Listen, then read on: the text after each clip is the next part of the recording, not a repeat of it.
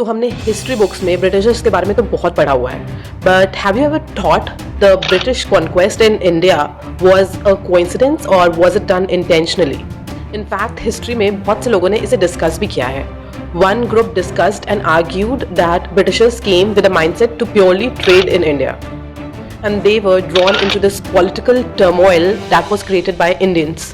On the other hand, दूसरे group का ये कहना था कि ब्रिटिशर्स का क्लियर इंटेंशन था to first trade and then slowly acquire Indian territory.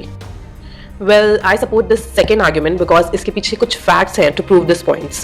First, Britishers ने ट्रेडिंग के अलावा लोकल पॉलिटिक्स में इंटरफेयर करना शुरू कर दिया था. लोकल रूलर्स को एक दूसरे के खिलाफ भड़काना शुरू कर दिया था.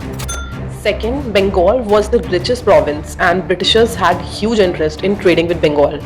तो पहले तो वहाँ के रूलर्स को ल्योर करके फैक्ट्री स्टैब्लिश करी और मुगल एम्परर्स को एक्सपेक्टेड से ज़्यादा ईयरली अमाउंट पे करके वहाँ पे ट्रेड फ्री करा लिया. और जब तक बंगाल गवर्नर्स ने ये रियलाइज़ किया और रिवॉल्ट करने का प्लान किया, तब तक ऑलरेडी बहुत लेट हो चुकी थी.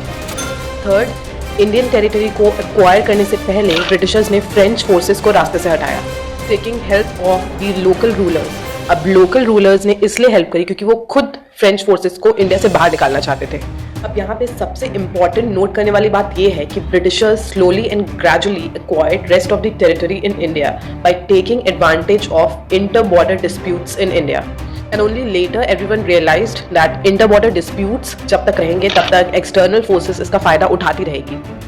In fact, आज के टाइम में भी we should remember that united we will stand and divided we might always fall.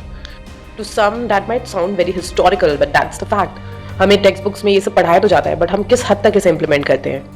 Even आज के टाइम में भी if you're not supporting democracy or the party in majority, then you can be critical about it, and that's why the opposition party is also for. But अगर गलतियाँ point out भी करनी है तो be practical and solution oriented and not just say because others are saying it और blindly follow because others are following it.